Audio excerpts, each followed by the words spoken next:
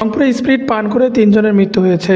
সোমবার সকালে জেলার বদরগঞ্জ ও সদর উপজেলার পৃথক স্থানে তারা মারা যান।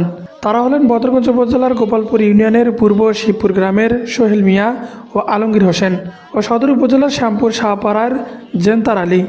রোববার মধ্যরাতে স্প্রিট পান করে ৩ জনে গুরুতর অসুস্থ হয়ে পড়েন, পরে তাদের মৃত্যু হয়। স্থানীয়রা জানান, শ্যামপুরের বসন্তপুর এলাকার বাসিন্দা জয়নুল আবেদিন চোলাই মদ ও স্প্রিট বিক্রি করেন।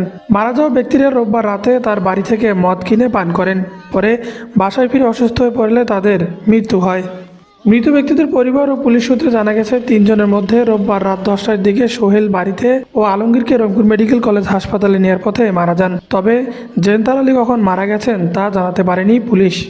স্থানীয়দের অভিযোগ, জয়নুল আবেদিন দীর্ঘদিন থেকে চোলাই মদ, হোমিওপ্যাথি ওষুধের স্প্রিট বিক্রি করে আসছিলেন। তাকে এলাকাবাসী একাধিকবার বাধা ও সতর্ক করলেও তিনি বিক্রি বন্ধ করেননি।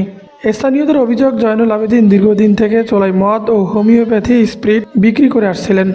তাকে এলাকাবাসী একাধিকবার বাধা ও সতর্ক করলেও তিনি বিক্রি বন্ধ করেননি। বদরগঞ্জ থানার ওসি মোহাম্মদ হাসান জাহিদ সরকার বলেন, রোববার রাতে তারা হোমিওপ্যাথি ঔষধে ব্যবহৃত স্প্রিট খেয়েছে বলে ধারণা করা হচ্ছে। ৩ জনের মরদেহ ময়নাতদন্তের জন্য রংপুর মেডিকেল কলেজ হাসপাতালে পাঠানো হয়েছে।